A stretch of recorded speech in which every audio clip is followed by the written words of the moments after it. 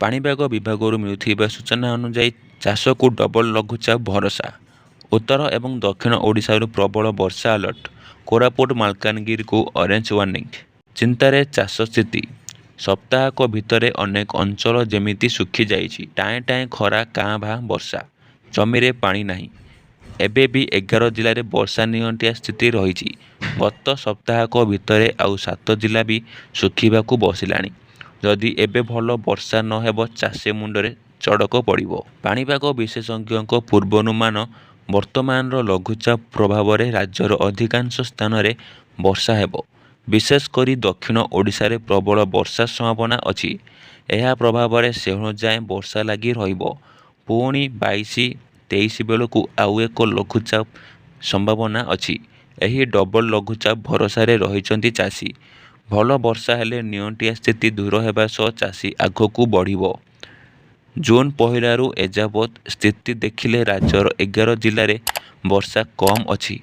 ପୁରୀରେ 40%, ଗଜପତିରେ 39%, ରାୟଗଡ଼ାରେ 35%, କଳାହାଣ୍ଡିରେ 36%, ବଲାଙ୍ଗୀରରେ 28%, ନବରଙ୍ଗପୁରରେ 25%, ନୂଆପଡ଼ାରେ 22%, ଗଞ୍ଜାମରେ 28%, ଖୋର୍ଦ୍ଧାରେ 27%, ଯାଜପୁର 23%, ନୟାଗଡ଼ରେ 20% ବର୍ଷା ନିଅଣ୍ଟିଆ ଅଛି।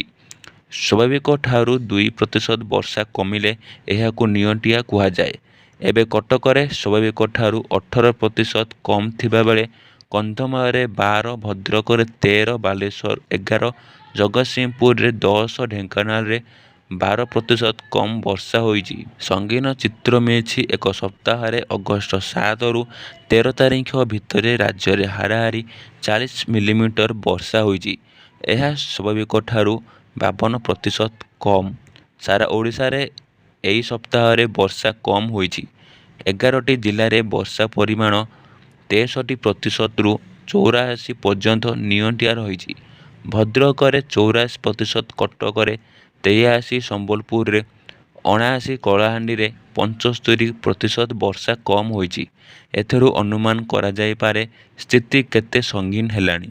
ଲଘୁଚାପ ସତ୍ତ୍ୱେ ବୁଧବାର ସନ୍ଧ୍ୟା ଭିତରେ କୋରାପୁଟରେ 24 ମିଲିମିଟର, କଟକରେ 21, ଢେଙ୍କାନାଳରେ 21 ମିଲିମିଟର ବର୍ଷା ହୋଇଥିବା ବେଳେ ବାକି ସବୁଠି ଅସରାଏ ଲେଖାଏଁ ବର୍ଷା ହୋଇଛି।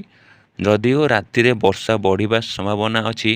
କୃଷି ପାଣିପାଗ ବିଶେଷଜ୍ଞ ସୁରେନ୍ଦ୍ରନାଥ ପଶୁପାଳକ କହିଛନ୍ତି, ଆନ୍ଧ୍ରା ଉପକୂଳ ସଂଲଗ୍ନ ବଙ୍ଗୋପସାଗରରେ ଏକ ଲଘୁଚାପ ସୃଷ୍ଟି ହୋଇଛି। ଏହା ଉପରକୁ ଗତି କରି ଷୋହଳରେ ଓଡ଼ିଶା ଉପକୂଳ ଓ 19ରେ ପଶ୍ଚିମ ଓଡ଼ିଶା ଅତିକ୍ରମ କରି ଛତିଶଗଡ଼ ଦେଇ ମଧ୍ୟପ୍ରଦେଶକୁ ଯିବ। 14ରୁ 19 ଯାଏଁ ରାଜ୍ୟରେ ଏହା ବର୍ଷା କରାଇବ। ପୁରୀ, ନୟାଗଡ଼, ଗଞ୍ଜାମ, ଗଜପତି, ରାୟଗଡ଼ା, କଳାହାଣ୍ଡିରେ 6 ଦିନ ଧରି ସ୍ୱଳ୍ପରୁ ମଧ୍ୟମ ଓ ସ୍ଥାନେ ସ୍ଥାନେ ପ୍ରବଳ ବର୍ଷା ହୋଇପାରେ।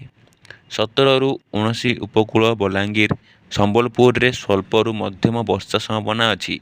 22 କିମ୍ବା 23 ତାରିଖ ବେଳକୁ ଓଡ଼ିଶା ଉପକୂଳରେ ଆଉ ଏକ ଲଘୁଚାପ ହୋଇପାରେ। ଏହା 26 ଯାଏଁ ଓଡ଼ିଶା ଉପକୂଳ ଓ ଆଭ୍ୟନ୍ତରୀଣ ଅଞ୍ଚଳରେ ରହିବ। ଦକ୍ଷିଣ ଓଡ଼ିଶା ସମେତ ସାରା ରାଜ୍ୟରେ ଏହା ବର୍ଷା କରାଇବ। ଅଗଷ୍ଟରେ ନିଅଣ୍ଟିଆ ସ୍ଥିତି ଦୂର ହୋଇଯିବ ସମ୍ଭାବନା ରହିଛି। କେବଳ ମୟୂରଭଞ୍ଜ ଓ କେନ୍ଦୁଝରରେ ବର୍ଷା କମିପାରେ। ବର୍ଷା କମିପାରେ। ଅଗଷ୍ଟ 15ରେ ପୁରୀ, ବ୍ରହ୍ମପୁର, ରାଉରକେଲା, ସମ୍ବଲପୁର, ଜୟପୁରରେ ସକାଳ ବେଳା ପାଗ ଶୁଖିଲା ରହିବ। ଭୁବନେଶ୍ୱର ସକାଳ 10ଟା ପର୍ଯ୍ୟନ୍ତ ପାଗ ଶୁଖିଲା ରହିପାରେ। ଯଦି ବର୍ଷା ହେବ ତାହା ହାଲୁକା ହୋଇପାରେ। ମଧ୍ୟାହ୍ନରେ ବର୍ଷାର ସମ୍ଭାବନା ଅଧିକ। ପାଣିପାଗ ବିଭାଗର ଆକଳନ ହେଲା, ଗୁରୁବାର ରାଜ୍ୟରେ ଅଧିକାଂଶ ସ୍ଥାନରେ ବର୍ଷା ହେବ।